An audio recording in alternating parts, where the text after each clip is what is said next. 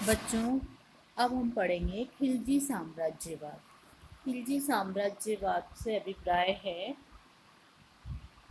कि जब हमने इससे पूर्व पढ़ा गुलाम वंश में हमने पढ़ा अंतिम शासक केकुबाद क्यूमर्स। केकुबाद क्यूमर्स के समय एक सैनिक क्रांति हुई, एक खिलजी सरदार द्वारा की गई, और वो खिलजी सरदार था जलालुद्दीन खिलजी, जिसके द्वारा अंतिम गुलाम शासक को परास्त करके और उसे मृत्यु के घाट उतार के और एक नवीन वंश स्थापित किया गया। ये नवीन वंश खिलजी साम्राज्यवाद के नाम से जाना गया। 1290 ईस्वी में खिलजी सरदार जलालुद्दीन खिलजी द्वारा गुलाम वंश के अंतिम शासक को परास्त करके दिल्ली में एक नवीन वंश की स्थापना की गई। इस घटना को इतिहास में खिलजी क्रांति के नाम से जाना जाता है। तो खिलजी साम्राज्य का संस्थापक किसे कहा जाता है? ये वन वर्ड का क्वेश्चन है बच्चों, और इसका आंसर है जलालुद्दीन फिरोज शाह खिलजी, जिसका शासनकाल रहा 1290 से 1296। हम स्क्रीन के माध्यम से इसका अध्ययन कर रहे हैं। फिर अलाउद्दीन खिलजी सत्तारूढ़ हुआ। खिलजी शासकों में अलाउद्दीन खिलजी सबसे अधिक प्रभावशाली शासक हुआ। उसने 20 वर्षों तक योग्यतापूर्वक शासन किया। वो सिकंदर के समान विश्व विजय करना चाहता था, एक नया धर्म चलाना चाहता था, और उसका जो प्रमुख सलाहकार था अलाउल मुल्क की सहायता के आधार पर उसने भारत को जीतने का निश्चय किया। उसका सिंहासनारोहण बलबन के लाल महल में 20 अक्टूबर 1296 को जलालुद्दीन के रक्त से अपनी तलवार को अनुरंजित करने के पश्चात छल से प्राप्त किया था।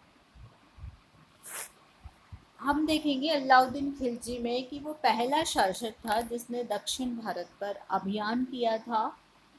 वो प्रथम शासक था जिसने एक नवीन प्रतिमान स्थापित किया था कि स्थायी सेना 4,75,000 सेना का गठन किया था। उस सेना के वेतन, उसको चुस्त दुरुस्त रखने के लिए अनेक उपाय, या ये हम कह सकते हैं कि उसने नवीन कार्य किए, जैसे कि उसने बाजार नियंत्रण प्रणाली अपनाई, 4,75,000 सेना को चुस्त दुरुस्त रखने के लिए सैनिक अभियान किए, उत्तर भारत पर फतह हासिल की, दक्षिण भारत पर अभियान किए, मंगोल आक्रमण से साम्राज्य की सुरक्षा की। इसका शासनकाल 1296 से 1316 रहा। तत्पश्चात साहबुद्दीन उमर खां गद्दी पर बैठा, जो 1316 तक शासन किया। फिर कुतुबुद्दीन मुबारक शाह 1316 से 1320 तक गद्दी पर बैठा।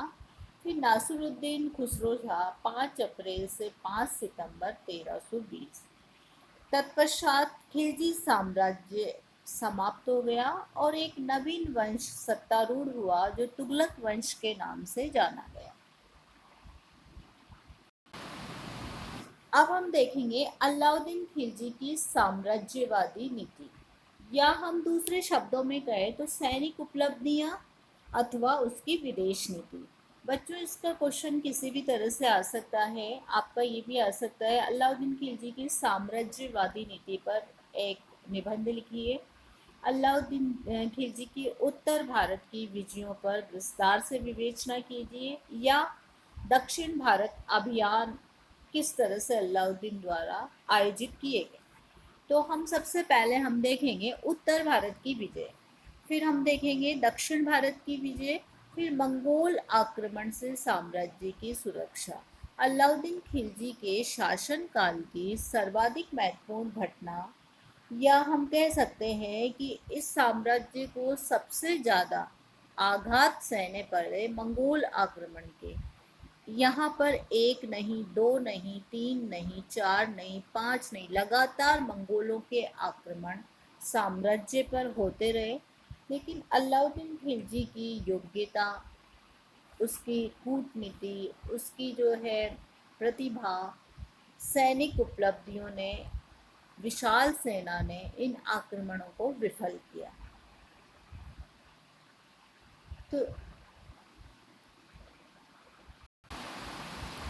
तो बच्चों, हम देखेंगे अलाउद्दीन खिलजी की उत्तर भारत की विजय।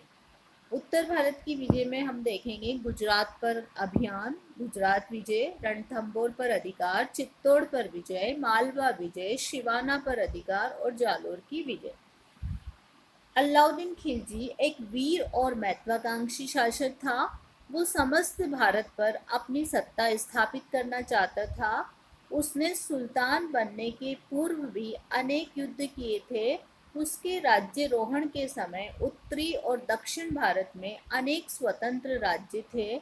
उन पर विजय प्राप्त करना उसके लिए सबसे बड़ी महत्वाकांक्षा थी। इसके लिए केवल सैनिक शक्ति को का सहारा लेना और शत्रुओं को मित्र बनाने, वो अपने राज्य में मिलाए बिना अधीनता स्वीकार करने की नीति का पालन उसके द्वारा किया गया। ये नीति उसने दक्षिण भारत में अपनाई। उसके संपूर्ण अभियानों को फारसी इतिहासकार अमीर खुसरो ने अपनी पुस्तक खजाइन उल फुतूह या तारीख फिरोजशाही में लिखा है। तो सबसे पहले हम देखेंगे गुजरात की विजय।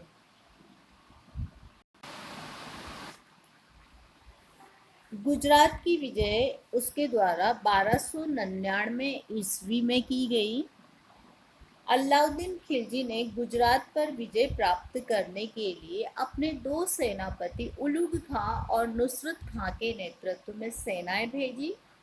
मुस्लिम सेना ने गुजरात की राजधानी अनिलवाड़ा को घेर लिया। गुजरात के शासक कर्ण बघेला भयभीत होकर अपनी पुत्री देवल देवी को लेकर देवगिरी भाग गया। परिणाम स्वरूप सुल्तान की सेनाओं ने सूरत, अनिलवाड़ा, खंभात, सोमनाथ के मंदिर सहित अनेक नगरों को लूटा। नुसरत खान ने खंभात को खूब लूटा तथा व्यापारियों और धनी लोगों से बलपूर्वक धन संपत्ति प्राप्त की। इसी अभियान में मलिक काफूर नामक एक दास भी हाथ लगा, जिसने कालांतर में दक्षिण अभियानों में प्रमुख सेनापति के रूप में दक्षिण विजय का कार्य किया। इसके अलावा कर्ण की पत्नी कमला देवी बंदी बनाकर दिल्ली लाई गई। अलाउद्दीन खिलजी द्वारा उससे विवाह किया गया। इस तरह गुजरात पर 1299 में उसके द्वारा अधिकार किया गया। अब हम देखेंगे रणथंभौर पर अभियान 1300 से 1301। फारसी इतिहासकार अमीर खुसरो ने तो रणथंभौर अभियान का उल्लेख किया है। इसके साथ ही राजस्थानी ग्रंथों में भी इसका उल्लेख मिलता है। सारंगधर ने हम्मीर रासों में और जोधराज ने हम्मीर महाकाव्य में इस विजय का उल्लेख किया है। इन दोनों ग्रंथों से स्पष्ट है कि अलाउद्दीन ने रणथंभौर के शासक हम्मीर को परास्त किया। अब हम ये देखेंगे कि रणथंभौर पर अभियान के उसके क्या क्या कारण थे, क्यों उसने रणथंभौर दुर्ग पर अधिकार करना चाहा। तो सबसे पहले उसकी साम्राज्यवादी आकांक्षा। हमने बच्चों पहले भी पढ़ा कि अलाउद्दीन खिलजी महत्वाकांक्षी शासक था। वो संपूर्ण उत्तर भारत को अपने झंडे तले लाना चाहता था।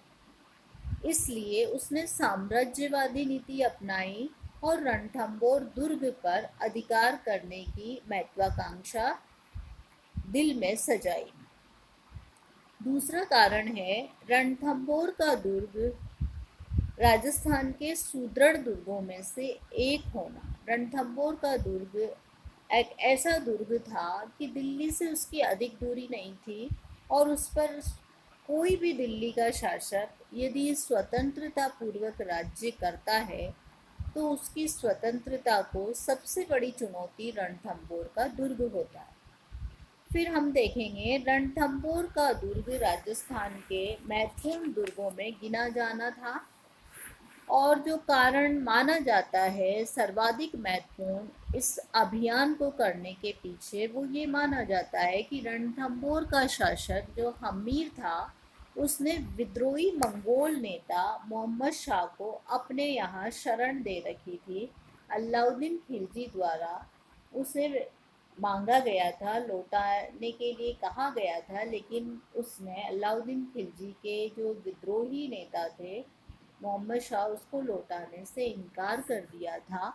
इसलिए अलाउद्दीन खिलजी को इस पर आक्रमण करना पड़ा। अब हम देखेंगे कि जो रणथंभौर में जो विद्रोही मंगोल नेता मोहम्मद शाह था उसके द्वारा जो विद्रोह किया था वो किया गया था गुजरात अभियान के दौरान। लूट के माल को लेके जो है मंगोल नेता द्वारा जो उसकी सेना में शामिल था विद्रोह कर दिया गया और विद्रोह करने के पश्चात वो रणथंभौर के शासक हमीर के यहाँ शरणार्थी के रूप में रहने लगा। तो इन सब कारणों से प्रेरित होकर अलाउद्दीन खिलजी ने 1300 में नुसरत खां उलुग खां के नेतृत्व में रणथंभौर पर आक्रमण किया।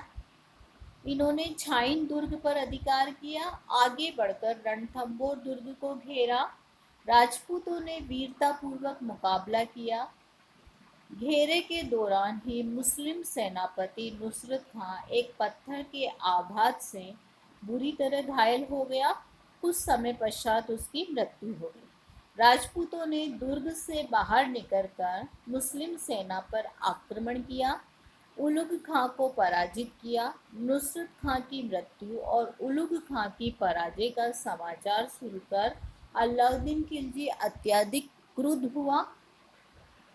एक विशाल सेना लेकर रणथंभौर की ओर प्रस्थान किया। दुर्ग को उसने घेरा। 1 साल तक दुर्ग का घेरा चला तथा राजपूत वीरतापूर्वक दुर्ग की रक्षा करते रहे।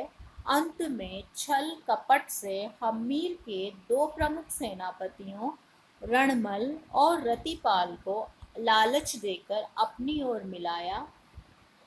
इन दोनों सेनापतियों द्वारा छल कपट से दुर्ग का दरवाजा खोलना पड़ा। पराजय निकट देखकर रानी रंगा देवी और सैकड़ों अन्य स्त्रियों ने जोहर किया। हम्मीर व राजपूत हजारों राजपूत वीर गति को प्राप्त हुए। जुलाई 1301 में जो है रणथंभौर का ये दुर्ग अलाउद्दीन के अधिकार में आ गया। विश्वासघाती रणमल और रतिपाल का वध कर दिया गया। उलुग खां को रणथंभौर का शासक नियुक्त कर दिया गया। इस प्रकार हमने देखा कि रणथंभौर के दुर्ग पर अधिकार करने के लिए अलाउद्दीन खिलजी को हम्मीर के 2 सेना नायकों को रणमल और रतिपाल को अपनी ओर मिलाना पड़ा और तत्पश्चात छल और बल के माध्यम से वो इस दुर्ग को फतेह कर पाया। तो बच्चों आपका जो इसमें से प्रश्न बनता है कि वो ये बनता है कि रणथंभौर पर अलाउद्दीन द्वारा आक्रमण क्यों किया गया, या आपका जो प्रश्न बनेगा वो इस तरह से भी 1 वर्ड वाला बन सकता है कि अलाउद्दीन ने रणथंभौर पर विजय कब प्राप्त की। दूसरा क्वेश्चन बनेगा रणथंभौर के शासक का क्या नाम था। तीसरा प्रश्न बनेगा जो है रणथंभौर विजय का उल्लेख किन राजस्थानी इतिहासकारों या साहित्य में इसका उल्लेख है। कौन सा फारसी इतिहासकार रणथंभौर अभियान का उल्लेख करता है। तो बहुत सारे प्रश्न हैं, वो असाइनमेंट जब होगा आपका अभ्यास कार्य जब होंगे उसमें मैं आपको लिखित रूप से दूंगी। आप आपके रजिस्टर में इनको 1 वर्ड वाले क्वेश्चन को लिखेंगे, फुल क्वेश्चन को लिखेंगे, निबंधात्मक प्रश्न आप सॉल्व करेंगे, अति लघुरात्मक करेंगे, लघुरात्मक प्रश्न करेंगे। तो फिर आपका जो इस तरह से आप साथ साथ पढ़ते जाएंगे तो आपको ये जो जितना भी आप ऑनलाइन पढ़ाई चल रही है वो आपकी साथ साथ चलती रहेगी।